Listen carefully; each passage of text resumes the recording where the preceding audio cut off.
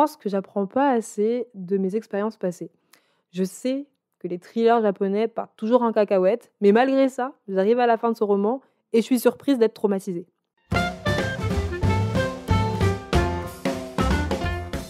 Bienvenue dans Délit des livres, le podcast d'une antillaise aigrie qui juge des livres dans la joie et la mauvaise foi.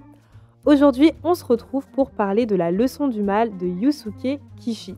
C'est un thriller qui se déroule en grande partie dans un lycée d'une ville japonaise. De l'extérieur, ce lycée paraît tout à fait normal. Il y a des professeurs passionnés, d'autres beaucoup moins, des élèves perturbateurs, des élèves en retrait, des bandes d'amis, bref, life is good. Mais quand tu regardes d'un petit peu plus près et que tu as accès aux pensées du professeur Asumi, tu te rends compte que ce lycée, il est à fuir. Et juste pour que ce soit clair, le problème, c'est plus le professeur Asumi et ses collègues que les élèves. Pour faire court, pratiquement tous les professeurs de ce lycée ont un vice qui les emmènerait en prison, et ce, pour plusieurs années. Mais personne n'atteint le niveau de vice du professeur Asumi. Ce petit monsieur, il est beau, tout le monde lui confie ses tracas, tout le monde lui fait confiance pour régler les problèmes du lycée. Mais ce qu'ils ne savent pas, ou qu'ils ne veulent pas voir au choix, c'est qu'Asumi utilise des moyens tout sauf catholiques pour que le lycée continue de fonctionner. Il ment, il menace, il frappe des personnes, et ces 3 exemples-là, c'est uniquement si tu tombes sur Asumi un jour où il est de bonne humeur. Okay. Quand le roman commence, il va avoir un gros problème. Il y a 3 élèves dans ce lycée, 3 élèves qui n'arrivent pas à identifier, qui mettent en péril l'image du lycée et qui fouillent dans son passé. Donc son objectif, c'est de les démasquer au plus vite et de s'en débarrasser. Et quand je dis s'en débarrasser, j'entends par là les zigouiller. Donc on aura 2 enquêtes en parallèle dans La leçon du mal. D'un côté, on a les élèves qui fouillent le passé du professeur car ils souhaitent comprendre ce qui cloche chez lui. Et de l'autre côté, on a le professeur qui cherche les faiblesses de ceux qu'il considère comme ses ennemis pour les retourner contre eux. Tout ce que je viens de dire est quand même assez alarmant quand on pense que cette intrigue se passe dans un lycée. Mais je dois dire qu'au début, il y a eu plusieurs scènes qui m'ont bien fait marrer. Et après ça, j'avoue que je suis passée du rire à l'angoisse. Asumi, c'est un personnage qui a 0 limite.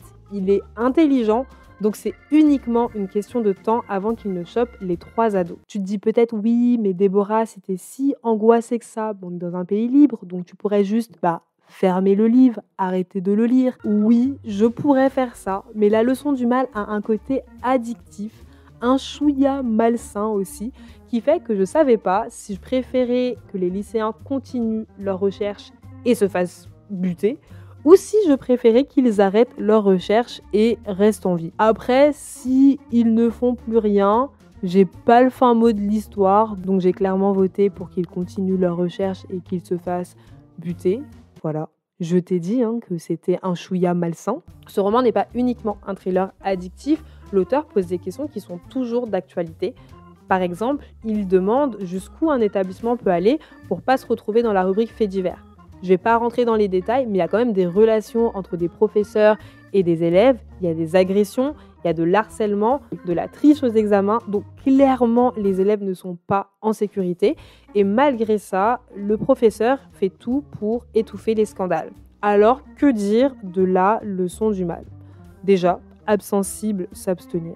Je pense que c'est une histoire qui fonctionne très bien si tu aimes les histoires sanglantes et si tu aimes quand la pression monte encore et encore. Mais si comme moi, t'as un petit cœur, attention, parce que le traumatisme sera clairement au rendez-vous. Mais malgré ça, La leçon du mal, c'est un roman qui a ce qu'il faut de détails sur les personnages pour apprécier chaque page du roman sans jamais s'ennuyer.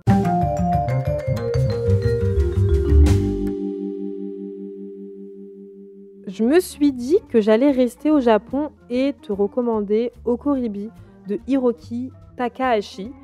On va suivre Ayumi qui déménage avec sa famille dans un petit village et quand il rencontre ses nouveaux camarades de classe, il se rend compte que la dynamique entre les garçons de sa classe est vraiment malsaine à un point inimaginable. Ils ont peur des uns et des autres et ils ont encore plus peur du chef de la bande qui propose toujours plus de jeux dangereux.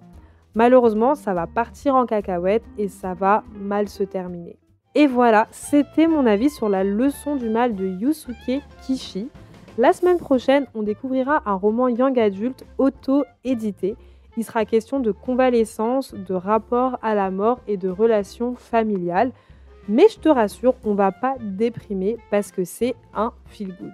J'espère que mon retour t'aura permis de découvrir ta prochaine lecture ou mieux de t'éviter de perdre ton temps avec un livre qui ne te plairait pas. Et si tu lis par procuration, j'espère que tu auras passé un bon moment en ma compagnie. Et si c'est le cas, je t'invite à mettre 5 étoiles au podcast Daily des livres et à le partager à un ami qui a besoin de lecture dans sa vie. Sur ce, je te dis à la prochaine, je t'envoie des cœurs sucrés. Tchuss!